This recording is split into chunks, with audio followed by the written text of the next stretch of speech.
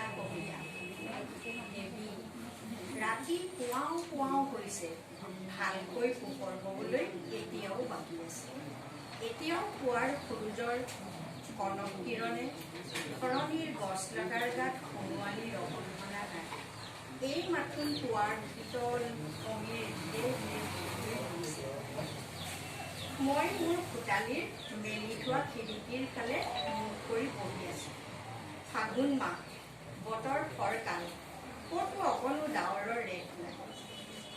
ওচৰৰ ফুলনিখনৰ পৰা হোৱাৰ বতাহে ফুলৰ গোন্ধৰ চুৰ কৰি মোৰ চাৰিওফালে ঘূৰাই দিছে। গোন্ধতেই ঘৰ প্ৰাণ। কি সুন্দৰ! মই যেন মৰতৰ পৰা বহু দূৰৰ এখন বৰ্ণাব নোৱাৰা সৌন্দৰ্য ৰাজ্যতে আছোঁ। কি যেন এটি মধুৰ স্বৰ্গীয় ভাৱে মোৰ মন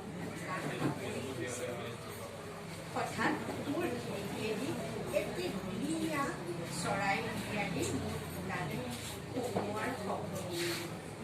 মই চকু মেলি চালোঁ, দেখিলোঁ চৰাই নহয়, এজনী পাখি লগা মানুহ।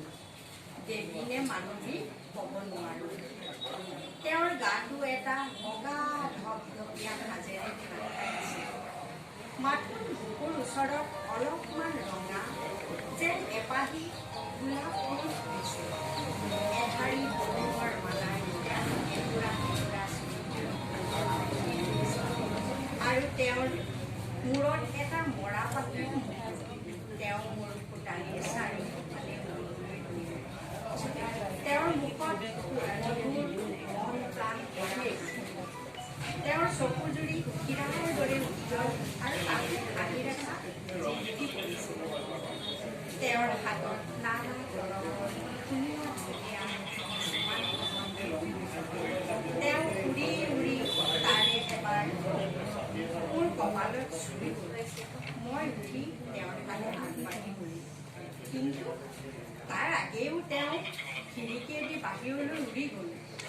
ফুলনিত থকা এহালি কপৈ সিহঁতৰ পুৱাৰ প্ৰথম পদূলিৰে তেওঁ সম্ভাষণ কৰিলে আৰু যিখিনিতে তেওঁ নাইকিয়া হ'ল সেইখিনিতে আকাশে অলপ এঙুলি ৰকম ভাবি ল'লে। সেই দেৱী কল্পনা সুন্দৰী, মই তোমাক